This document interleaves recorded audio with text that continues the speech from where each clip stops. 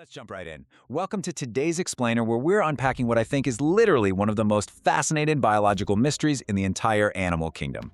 I mean, have you ever looked at a newborn human baby and just thought about how incredibly fragile they are? Compared to almost any other species on Earth, our infants are uniquely vulnerable. They can't walk, they can't feed themselves, and there is no way they're running from danger. So today, we're going to explore this evolutionary paradox of helpless babies and, as you'll see, discover how this massive vulnerability actually gave rise to our absolute greatest strengths.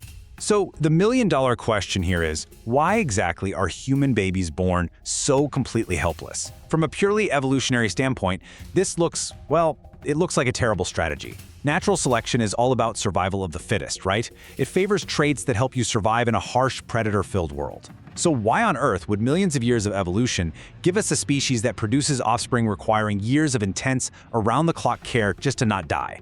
It seems like a massive design flaw. Just think about the stark contrast between us and pretty much everything else out there. Take a foal, a baby horse. Within hours of hitting the ground, it is standing, it's walking, and it's totally ready to flee from predators. Now look at a human infant, completely dependent on its parents for years. We fall far, far behind infants from other species at almost every single stage of early physical development. I mean, it takes us months just to figure out how to hold our own heads up, let alone walk or forage for food. To really get why we're built this way, we've got to look at the biological constraints of pregnancy itself. Which brings us to Section 1, the mother's metabolic limit. The whole story of infant helplessness actually kicks off with a strict biological boundary for the mother, something called the Metabolic Crossover Hypothesis. For a really long time, scientists thought babies were born when they were simply because a human mother's pelvis couldn't fit a larger head. You know, the classic obstetrical dilemma. But actually, recent research by scientists like Peter T. Ellison and Holly Dunsworth points to something completely different. This metabolic crossover hypothesis argues that gestation length is really all about energy. You see, near the end of a pregnancy, the human fetus is growing so incredibly fast that its energy demands start hitting the absolute maximum limits of what the mother's body can physically supply. And wouldn't you know it, that hard limit is reached right around the 9-month mark. At this exact point, the mother has to give birth.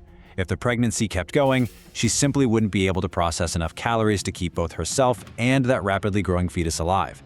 She'd be facing severe exhaustion or even starvation. So the baby is essentially, evicted from the womb just because it's become way too energetically expensive to keep inside. The mother's body triggers labor quite literally to save her own life and the baby's. Moving on to Section 2, a very hungry brain. So, what exactly is draining all of this energy? Well, it turns out our brains act kind of like biological villains when it comes to energy consumption. Get this, even though the human brain makes up only about 2% of our total body weight, it demands a whopping 25% of our total body glucose. That is a quarter of your energy going to just 2% of your mass. It also hogs 20% of our total oxygen and 15% of our cardiac output. To sustain that kind of metabolic inferno in a developing fetus, the mother's body is just working in absolute overdrive. And because the baby has to be born early to save the mother, this explosive period of brain development has to happen on the outside. At birth, a human baby's brain is about 369 cubic centimeters, but during just that first year of life, it nearly triples to roughly 961 cubic centimeters. That is an insane amount of explosive growth, and it's happening while the infant is just lying there, completely unable to fend for itself. During this super vulnerable phase, which researchers sometimes call the 4th trimester, the brain is busy dynamically mapping, rapidly pruning, and making these absolutely crucial neural connections. The posterior parietal cortex, which gives us our sense of self, the prefrontal cortex, handling social cognition, and the temporal lobe, which interprets language, they're all firing up and wiring together at lightning speed. The baby is defenseless because literally all of its biological resources are being funneled into building this complex supercomputer right inside its head. Now let's look at Section 3, hypersocial survival strategy. So think about it. If your species produces these highly vulnerable babies, how do you keep them from, getting eaten? To protect these intensely demanding infants, early humans had to completely overhaul how they interacted with the world. They had to transition away from hyperfocus and move towards social cohesion. See, for millions of years, hominids relied on this extreme vigilance, restlessness, and a really short attention span to constantly scan for predators or food. It was a survival trait totally focused on immediate physical threats. But as we evolved, we actually lost that animalistic hyperfocus. We traded it in for intense social bonding. because humans started spending more time feeling secure inside their groups rather than constantly looking over their shoulders. They could actually afford the luxury of raising these helpless infants. There were three major evolutionary steps that really made this secure environment a reality. First up, bipedalism. Walking on two legs meant early humans finally had their hands free to carry food back to a home base, which naturally promoted sharing and pair bonding. Second, delicate muscle movements.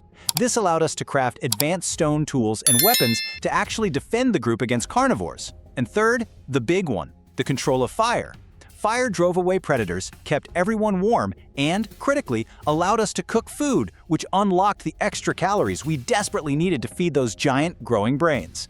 Together, these steps basically created an impenetrable protective bubble around our helpless infants. This brings us to Section 4, the birth of language. Inside that protective, hypersocial bubble, something truly incredible happened. It acted as a catalyst for our greatest superpower, the birth of language. It turns out, our earliest survival tools weren't just spears or fire, they were words. Simple interjections like mama, papa, ow, or huh. These specific sounds don't require complex air pressure or a fully mature vocal tract. They were easily spoken by defenseless infants to call out to their parents, express a little curiosity, or cry out in pain.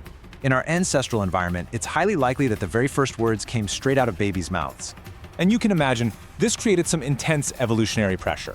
Natural selection suddenly favored the babies who could express themselves best. Think about it. A toddler who could vocalize exactly what they needed, saying, "I'm hungry" or "I'm hurt," drew way more attention from caregivers and the rest of the group. Because they communicated effectively, they got the care they needed, and they survived to pass on those chatty genes. In a very real way, infant helplessness essentially forced the development of human intelligence and communication.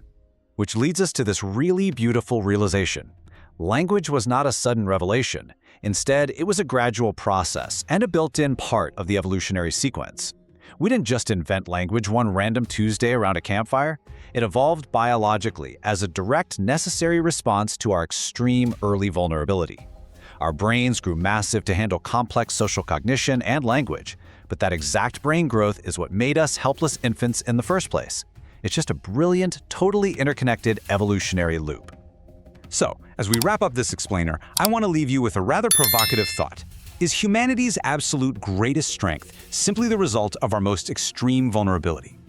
Without the evolutionary paradox of the helpless baby, we might literally never have been forced to come together and learn to speak. The next time you see a newborn, just remember, their fragility isn't a weakness at all. It is the very foundation of what makes us uniquely human. Thanks for hanging out with me for today's explainer. I'll see you next time.